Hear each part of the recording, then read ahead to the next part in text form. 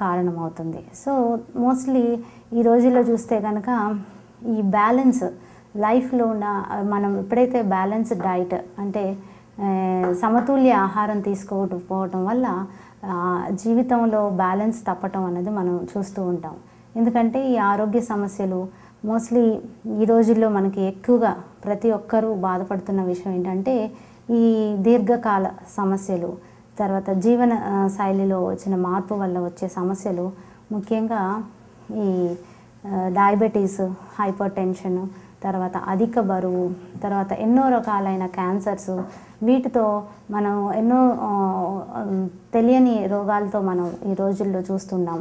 So ఇవన్నీ మన జీవితం మీద ప్రభావితం చూపిస్తుంటాయి. కాబట్టి దీనికి మెయిన్గా మనం చేయాల్సింది ఏంటంటే ఈ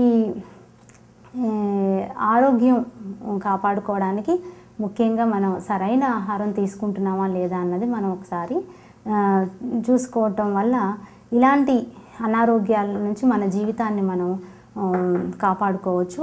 మనం ఏదైతే సాధించాలనుకున్నామో అది మనం ఆరోగ్యం ఉంటేనే తప్ప వితౌట్ ఆరోగ్యం లేకుండా మనం సాధించడం అన్నది అసాధ్యంగా భావిస్తాం.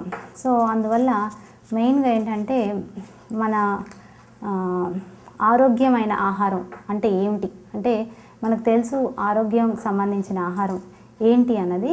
సో ఈ ఆరోగ్యకరమైన ఆహారం అని అంటే దానికి సరైన పోషక మన శరీరానికి కావలసిన పోషణ లభిస్తుందా లేదా ఈ ఆహారంతో, అది మనం ఒకసారి గమనించుకోవాలి.